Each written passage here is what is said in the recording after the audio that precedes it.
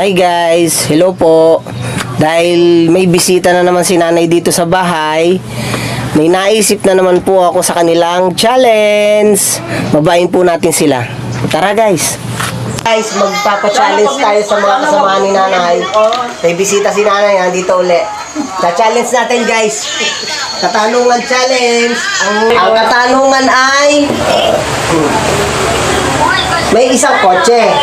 Si ate muna po ang tatanungin ko. Wala mo na po sasagot sa inyo. Tingin-tingin sa kayo. Hawakan mo. Baka sabihin dito mo eh. Pero pag hindi mo nasagot, hindi, pag hindi mo nasagot, kukunin ko. Kunin mo tayo. Sa isang kotse, may apat na sumakay. Si Papa Bear, si Mama Bear, at si Baby Bear. Sino yung pang-apat na sumakay sa kotse?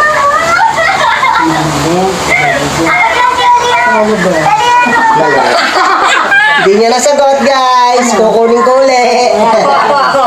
Kay nanay naman, kay nanay. Nay, ito, ibang katanungan naman, ano? Ay, yung dati pa rin. Alam mo, sagot. Hindi pwede, alam mo na, sagot doon. Yung dati pa rin. Hindi, iba naman, hawakan nyo. Ay, alam ko yung Ito, una tunay eh. ha, tunay na to. Sasagutin ko yung una. Hindi. Siyempre, malalaman mo na yun eh. Bago to. Guys, Naman. Ay, alam ko nga yung una eh. Hindi, ibang katanungan naman. Go love, kaya mo yan. Hawakan nyo mabuti, baka mawala pa sa inyo. Tunay yan. Tunay. Pag nasagot, tunay yan. Paniwala kayo sa akin, tunay yan. Ibahin natin ha. Tunay yan ha, sa inyo na yan. Sa, ito. Ano pa ba yun? Kung sa garapata ang gumagapa, kung sa aso ang gumagapang ng garapata, sa ano nga yun? Sa tao. At sa tao ay kuto, ano naman ang gumagapang sa kabayo? Magapang sa kabayo. Tunay yan, tunay. 50,000 pesos. Dali na. Oh my God. Hindi ko alam kung ano. Iba na naman yung mga tanong mo. Ay, teka! Red horse! Mali. Oo. Akin na, mali.